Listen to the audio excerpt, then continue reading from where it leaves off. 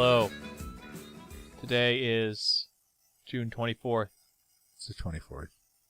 2014. Yep.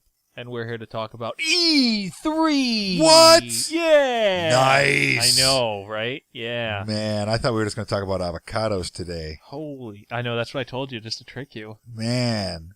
What's E3? I don't know. Oh. It came up in our queue to talk about E3. Ooh. Anyway, this is I Think You Think, the podcast that puts another spin on debate and discussion. I'm Justin, and this is... James. It's true. We don't carry any credentials worth noting. Nope. And, but we are here to talk about what we think, also what you think. Please send us an email. Check out our website, ithinkyoutthink.com. It's got all the links for all the things, and the things and the links, and they're also in the underbar. Check them out. Send us an email. Write us a comment. We will read them. Promise you.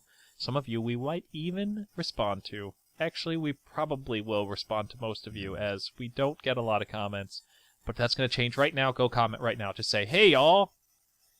I hope that works. It should. Yep. It tested very well. You will comment on this video. Anyway, yeah. I Think You Think is brought to you by StolenArts Productions. Alex and the Anders, music at the beginning and the end. Strava Max, the young lady that did our original graphic of the I Think You Think little thought bubbles. She makes jewelry over there. Go check it out.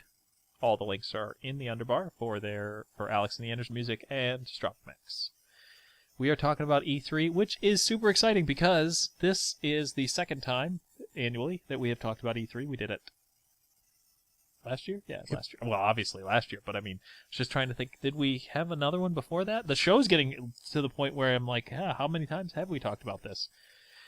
But for those who don't know, Entertainment Expo, it's a huge thing. Like, a lot of the big video game companies, they have their press releases, and then obviously Microsoft with their Xbox, and Sony with the PlayStation, and Nintendo Wii as well.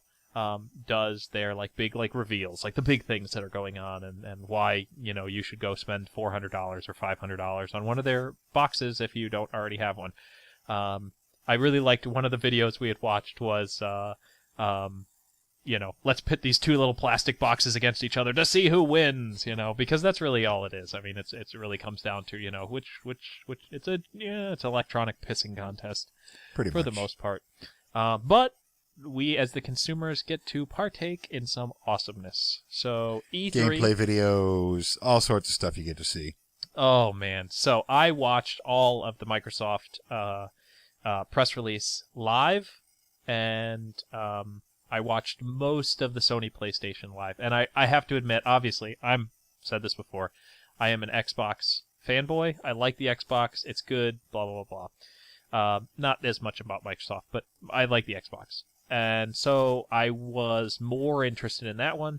The Sony one, it was harder for me to be interested in because I don't own a Sony PlayStation 4, and I don't really want to watch about games that I'm like, oh, that's a really cool game, but and I'll never get to play it. Yeah, exactly. I'm not going to get to play it. Maybe this fall, maybe this Christmas season, I'll buy myself a PlayStation 4. I mean one for the family. Let's try that again. I'm going to buy a PlayStation 4 for the family. That was very direct. I'm going to do it this time. Yep. It's going to happen, people. Yeah. Anyway, so there was a lot of great games, a lot of cool information. Not as much information as I was hoping for. Not the cool stuff. I was hoping that they would be like, hey, Xbox One is now backwards compatible with Xbox 360. But, Microsoft's not going to do that. Yeah. Because there's no real money, I guess, in it for them. It's not really. worth it. The money is, I think we talked about this before, it's more in the PlayStation Store where you can go buy the old games digitally. That's where, it's smart business. I will say, though, good on Microsoft for, if you remember, before the Xbox One came out, there was lots of talk about the bad things that Microsoft was doing with the Xbox One, and we talked about it, and if you missed that, go back, find it. It's one of our videos. I can't remember which one specifically now, but it's in there. I think you should seek it out and put it in the underbar. Bam! It's there. There might even be a link here. Anyway. Or over here. Or maybe right just there. Float around. Oh, jeez. Every time we do that, then I'm like, oh, I should do that. and then it takes time. But you love it. Anyway, I will say that some of the good things that they have moved towards the direction that what a lot of the gamers want, and one of the things that they did is the Xbox Gold thing, where you get a free game, 2 free games every month. They have now moved over to the Xbox One as well, so now there are 2 free games every month on the Xbox One. The caveat, whatever, is that you can only play them and own them for so long as you have a gold subscription. Whereas on the 360, you could download them, you own them, you had the license. However, the why this is better is now they can do newer, more updated games because they can tell those who provide the license, those who provide the games, that, hey, they don't own the games per se, they just own the license for as long as they have gold. And so they can do newer games. And one of them is Halo Spartan Assault, which you don't care about because you don't like Halo. Nope. But this isn't a Halo. It's not a Halo first-person shooter, and it doesn't matter because we're not going to talk about it. All that matters is that they're doing it, and it's cool. Okay. So there you go. So before we get into all the games and stuff, something we forgot to talk about beforehand when we were kind of going over some of this stuff that did get shown at E3 was Alienware's $500 Steam box. What? Yep. I'm excited. Later this year. Probably not going to buy one right away. But I'm excited that finally at one of these expos, there was actually a Steam box there. We've been talking about this for a long time. He's more excited about it than I am. I was just trying to counterbalance with your Halo Xbox fanboy moment a little true. bit. It's true. You are definitely like a Steam fanboy. I am. I am. I mean, I probably don't need a Steam box anymore because I got the laptop that's good enough and an HDMI cable.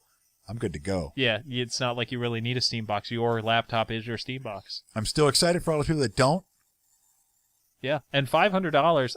Do you have the specs on you for that? I don't. They were not fantastic specs. Okay, fair enough. But well, a lot of the stuff is changeable and upgradable. That's part of the appeal of the Steam box. But I think overall, and we've talked about it before, like I said, I think the Steam box is a game changer for like living room based console systems because Steam box offers a very large array of games, much more so than the Xbox or the PlayStation. Yes.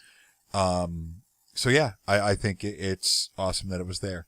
It's true. And the one other thing that, because I also, ever since I got my new computer, have been spending significantly more time playing games on my computer on Steam than I have been playing Xbox. My son plays Xbox significantly more than me.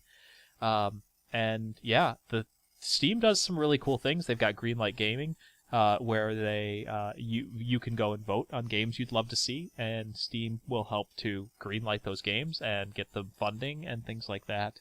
And it's kind of like crowdsourcing, not crowdsourcing, but like Kickstarter stuff. Yeah. To get games that you'd like to see. And so, yeah. I'm with you. Like, Steam is cool. I'll probably, even when the Steam box comes out, it won't change anything for me, because I will still play Steam games on my computer. My computer is good enough to run basically every game. Not at the highest, obviously. But I can play the game, which is what matters to me. The graphics are cool and everything, but I don't necessarily need the top-of-the-line amazing graphics. That's what the Xbox One is for. So let's get on to games. Because as much as there are some like tech releases as far as the consoles and things like that, E3 is mostly about the games. Right. That's what people want to see. They want to see the games. Right. So let's do PlayStation really quick to get out of the way, because I know it just hurts you to even hear about it. I don't have a problem with the PlayStation. It's okay. This is a safe place, Justin. Right, guys? I need my whoopee. Gals? It's a safe place. It's his whoopee. But there are a couple games that were coming out that were going to be PlayStation exclusives. Yes. The Order 1886 or whatever looks pretty awesome. It does look awesome. Steampunky kind of first-person shooter. They're going to have no no cinematics. It's all built by the same engine, so everything's very smooth transition. Looks like it'll be a lot of fun to play. Mm-hmm. And then Little Big Planet 3. You know, I tried to play, I think, 1. I own it. I loaned it to a friend of mine because they recently got a PlayStation 3. and they didn't have any games. So I loaned it to them, and they enjoyed it. And I enjoy the concept of the game, but it's not a game that I could just sit down and play. It's nicer in the sense that there's a community that builds the games, and so that you're never going to run out of like levels to play. Right. And that's one of the things that I like about like Project Spark. I'll get on it every once in a while, and Project Spark was a big game that I talked about at the beginning of this year. Yep. That there's a big community, and you can play all sorts of games that people have designed and made. And I'm not very good at actually making the games. I've tried it. I'm just not good at it. But other people are, and I like to be able to enjoy those. So. Yeah. And when Little Big Planet 3 comes out, like all whatever huge number of custom levels have been made are going to be instantly accessible. Mm-hmm. But the graphics looked amazing, mm-hmm. As they should at this generation. And the other PlayStation exclusive I recall is Uncharted 4.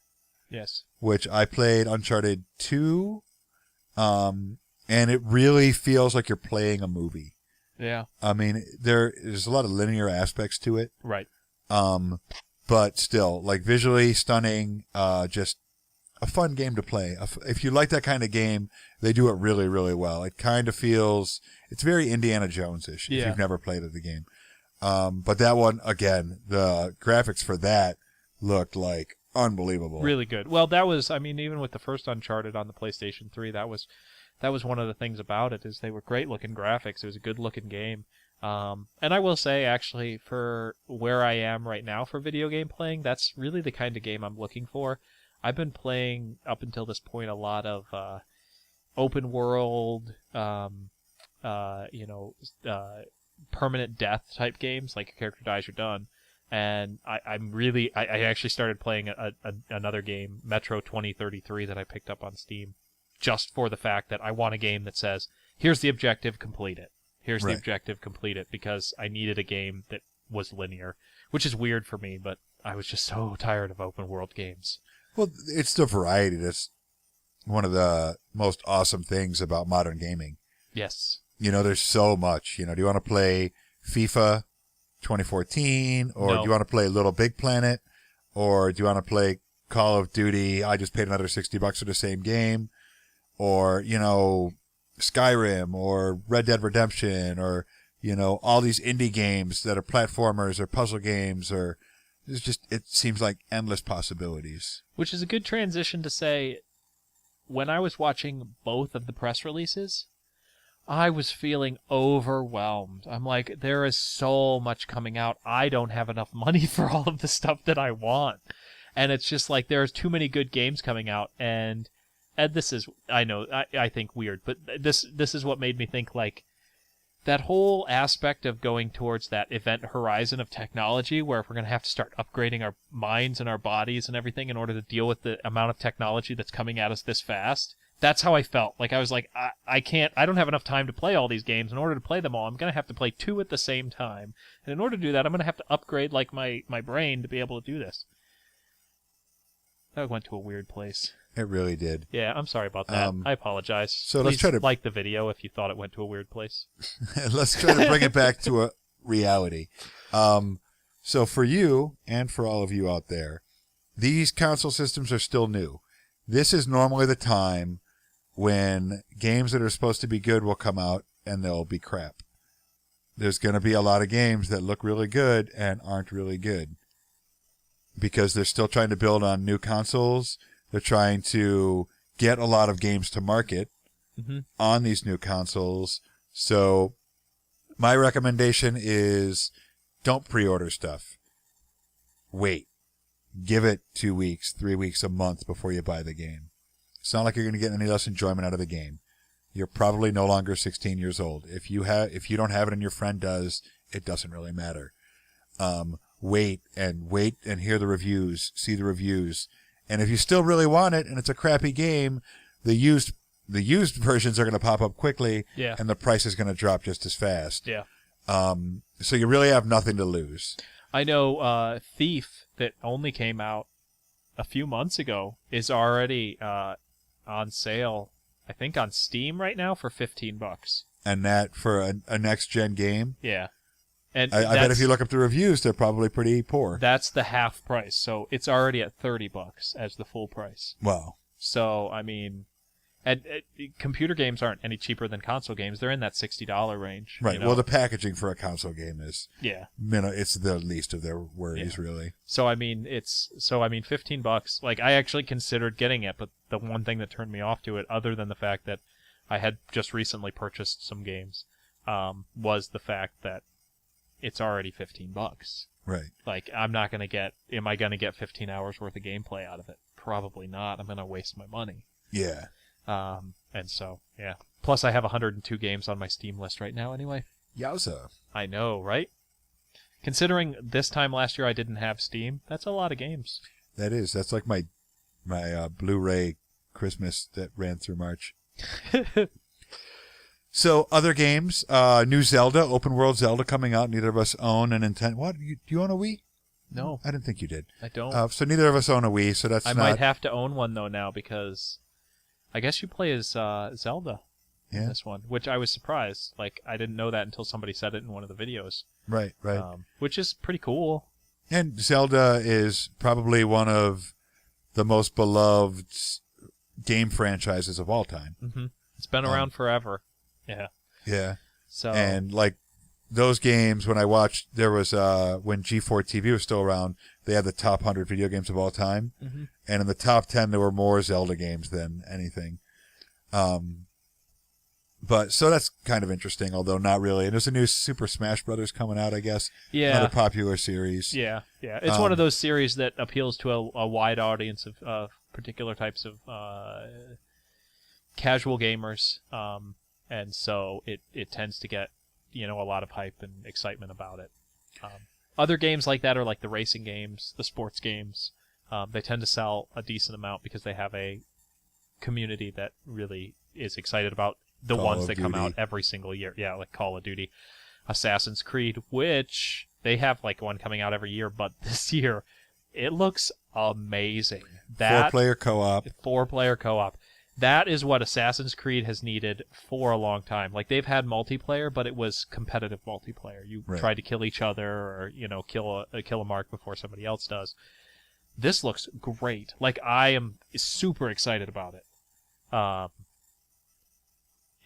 haven't pre-ordered it yet, but it's because you need to buy it on Steam. I probably won't pre-order it. I mean, my brother has Steam. You have Steam. I might have to try to talk him into buying it on Steam instead of getting it on the Xbox One. So what Xbox exclusives were there? Well, there was the I will just get it out of the way because you don't like it. But I was letting you say it. Yes, there's the Halo games you already played. Yes, basically it's the Halo games, all of the Halo games that you've already played. The first one is remastered, which they did an anniversary remastering before that I bought. Which I still haven't really played that much of. So, yeah, I know, right? How far from your $60 are you? I know, really far. I don't think I paid $60 for it, so I don't think I bought it new. Then they're remastering because it's the 10-year anniversary of Halo 2, so that one's being remastered just like they did the first one. Which, it's cool what they're doing. The remastering is very nice because it gets next-gen graphics, but it's still underneath the way the game plays is still the same. Right. Nothing has changed, the way the buttons work and everything. And then obviously Halo 3 and Halo 4 are there. And the idea behind it is that it's kind of prefacing Halo 5 that's coming out, I believe, later this year. Which they touched on a little bit, but not nearly as much. No, they didn't really talk about it at all, other than to kind of use it as like a springboard saying that this Halo 4-pack is coming out. Right. It's, it was almost like this kind of like, hey, it is coming out for, I'm pretty sure, the holiday season this fall. That's weird that they didn't have more there at E3. They might be waiting for something later in the year. I don't know what other big expo is. Yeah. Maybe do they present at Comic-Con? I mean, you could, but that wouldn't be a game you'd think they would do necessarily. Maybe it's not this year. A Marvel game could get that. A DC game could get that, but who knows? I would find that worrisome if it was a game I was looking to buy. It's like, why don't they have something to show us? why wouldn't they be showing Yeah. this? Because you just want to present that product and get it out there, unless they're worried about it or they just don't want to. They want to go all rockstar about it, and they don't care because they know it's going to sell. And as long as they're making a good product, that's awesome. Maybe it's because I liked a lot of the Halo maybe it's because I liked Halo. But 343, which is the company that does the Halo franchise now. It used to be Bungie. Then 343 took it over. They have done a good job. Halo 4 was okay. I played through it. I think with my brother. It still felt like Halo. It felt more like Halo 1 than Halo 3 did. And it's a good story that they're going to continue to tell. I was disappointed with I don't like the 4-pack. Like, I'm not going to buy it. Right. I'm not going to buy it. And this is coming from somebody... Convince yourself. Say it again. One more time. This is coming from somebody who does like... Oh, I'm not going to buy it. If somebody gives it to me or sends it to me, I'm not going to reject it. But I'm not going to buy it. I'm not going to spend my money to purchase it. Because I was disappointed with the anniversary edition for Halo 1. I thought that it was cool what they did, and I was excited about it, and I was like, oh, I'm going to play through this game again, and then like I couldn't get behind it. I was like, I played this. I don't want to play it again. Right. The next-gen graphics don't do it for... I mean, like, newer graphics are nice, and the ability to switch between, what it used to look like and what it does look like is very gimmicky. And I want a good story, and while it had a good story, I'm done. I did it. I watched it. I played it. I don't want to play it again. If I wanted to play it again, I would get it. But, whatever. I'm not going to get the 4-pack. I will definitely buy Halo 5 when it comes out, but I kind of feel like I could say that I'm not going to, but I feel like I'm roped into it at this point. Like I have to do it. Like if I don't do it, then I'm that way with Need for Speed games. Yeah. Yeah, like I feel like I've invested too much in the story to not purchase it. It's kind of like when another Mass Effect comes out, because there's another one coming. Yeah, Mass Effect 4. I'll buy it. I'll buy it new. I'll probably pre-order it. And I wasn't that excited. Like, Mass Effect 3 was nowhere near as awesome as Mass Effect 1 and 2 were. Yeah. But I'm invested in the characters. I'm invested in the story. I'm invested in that universe and that world, and I care about the characters, and I want to know what happens to them. And that's the same thing with Halo. That's way too much about Halo. What else did we have? Okay, sorry. Sunset Overdrive, I believe, is a Xbox exclusive, which looks pretty good. I'm not going to buy it. Campy, kind of weird game. I described it to you while we were watching it as a cartoony Borderlands, which is saying a lot, because Borderlands is already sort of cartoony and over the top, and this one is times 10. Like, it's way, like the guns are ridiculous, and the fighting is ridiculous, and it kind of reminds me of Jet Set Radio Future, which was on the original Xbox. Okay. Which was cell shaded, sort of. You rode around on rollerblades and you tagged things, with spray paint. But this one, you're fighting, these zombie things because of an energy drink that turned them into zombies, which it's really like, it's super like campy. And it looks like a lot of fun, but I don't think I would want to spend more than $25 on a game like that. It doesn't look like I'm going to get more than 20 to 25 hours worth of gameplay out of it. And that's if it gets good reviews. Yeah. If the story is big enough and the world is big enough, and it does have multiplayer, so that could kind of push me over the edge. Yeah, and I mean, you really don't know till you play a game like that, because it's so outside the box. Yeah. It's not like if you see another first-person shooter. Like, I know I don't really like Call of Duty. I just don't enjoy those games. Yeah. I'm already like, I know I don't really like that kind of game, but I don't know if I like or don't like this kind of game because it's so kind of odd. Right. You got to kind of try it. Hopefully they'll have a demo for it. It'll kind of help, you make that decision. And I think that's always a good idea, especially with an oddball game. Mm-hmm. Unless you have a crap product and you don't want people to chance to try it before they buy it. If you have a good game and it's an outside the box, you want to put that demo out there, because a new gaming experience is always appealing. Yeah. Something I've never played before, like Red Dead Redemption. Although it's got aspects of a lot of different games. When I played that at the first, I never really played a game that was quite like that. So it was a lot of fun for me. Is that it for Xbox? Oh, Forza, whatever. Obviously, but that's like a Sonic, that's like a Mario Brothers. No. Forza is a racing game. No, I know that, but it's Forza is it's a Halo. It's an Xbox exclusive game. Yes, and it's a pillar of Xbox. Like it released with the 360. It released with the One.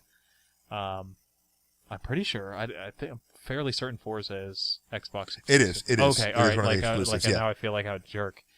But I'm not a big fan of those What games. A jerk. I know, he thought Forza was an Xbox exclusive. I can't do this podcast with you anymore. We are done. Podcast over. Podcast gets over like at least twice a month. It's true. Yeah. That's because we record twice a month. Yeah. Okay, so. So, Forza. I have played these games before. They are interesting. I would get a couple of hours of play out of them and then never touch them again, so I will not buy it. I will, if it becomes available at like my local library, get them, borrow them for free for a week and play a little bit, get a couple of achievements and move on. Like that'll be the limit. And probably entertain the fact for like 10 minutes going, maybe I could get a little bit more play out of this if I bought it. It's probably on sale somewhere. And then like 10 minutes later be like, what was I thinking? So, but okay. I'm not a big racing game person. Yeah, I don't like the realistic racers. I like arcade racers. Need for Speed being the only one that's really kind of been consistent, and not the Shift series, but the other ones. Okay, I've enjoyed those pretty consistently since the original Xbox, actually. So non-exclusive game titles. I'll start with the one that I'm most excited about, and actually, like I told you, I pre-ordered 3 or 4 months ago, basically, is Destiny, which is made by Bungie, which, cover your ears because you don't want to hear this. No, I know it. It's okay. Say okay. It. Bungie is the company that made Halo, the original Halo, the original 3 Halos, before it was 343 took it over. But it looks great. Like, the stuff I'm seeing on it looks amazing. First, third-person shooter. Open world. RPG-ish. Looks like you can kind of grow your characters. There's a little more creature aspects, like various creatures, more like you'd get kind of out of an MMO or an RPG. Yeah. It looked intriguing. I don't think I'd pre-order it at this stage, but I'm definitely intrigued. Yeah. So you should also buy that on the PC. It's like, get rid of your Xbox One. You don't need to get rid of it. You just don't buy games for it. Just don't buy games for it. I actually have not bought any games for my Xbox One yet. Perfect. That's not true. My wife bought the arcade game, the one with the girl. I can't think of it right now. Path of Light or something.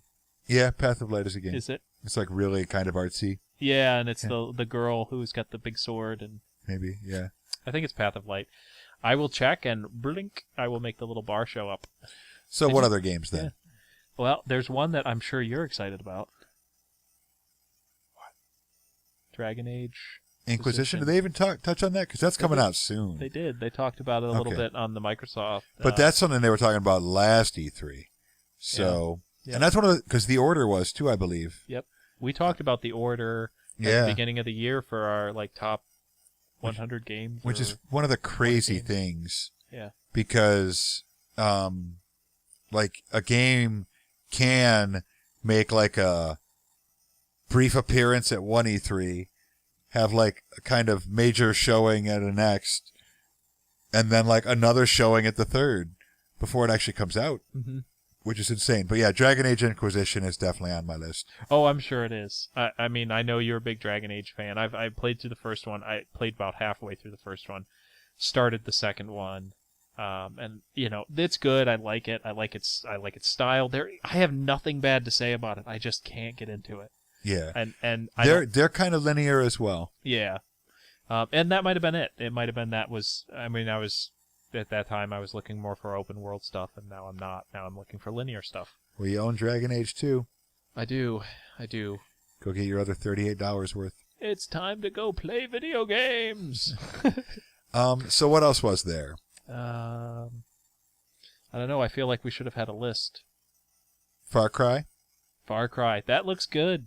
I like the way Far Cry looks. What was the one with the planets where you start up with your own planet? That was I believe that's a PlayStation exclusive, so I really don't want to talk about it because that is the one. That... We talked about Halo for like 45 minutes. Nuh-uh. No, I just checked the time. We're good. Don't pretend like you know numbers. That is a game, I'm sorry I can't remember the name, but you start on your own planet. This is one of the things they talked about in the PlayStation Press conference. Press conference, thank you. You start on your own planet. Every player starts on their own planet. Not a planet that you own, but you just start on a planet. And there is nothing but... This universe is huge, like gigantic. The people who made it said we don't even know how big it is. And it's procedurally generated, so as more people start playing this game, because it's massive multiplayer, as more and more people start playing this game, more and more of the universe will be created. And so... It is literally limitless in how big it is, and you have a little spaceship, and so there's like space battles, and then you can go onto the planets, and you can wander around, and there's different animals that you can interact with, and this is the part that I think is cool is there's an aspect to like Minecraft about it where you can mine things and you can create things and you can build stuff and all of these things are awesome and make for a really fun multiplayer experience with other people.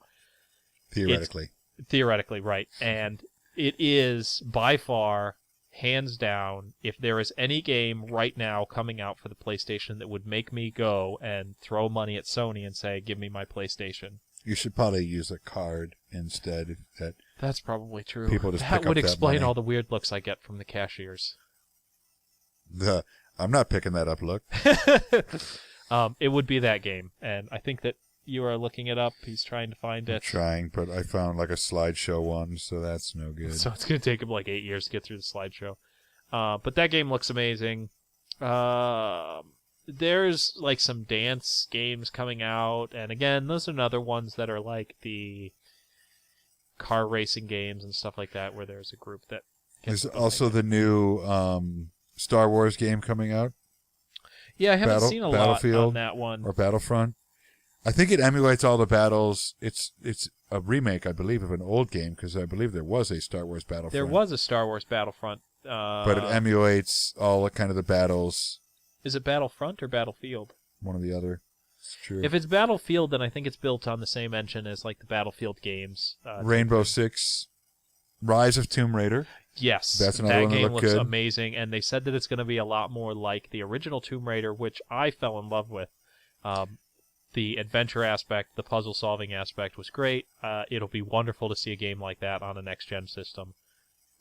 Fable Legends. Fable Legends. So in Fable Legends, in this one, the thing... Oh, I thought of another one too. Evolve. We'll come back to it.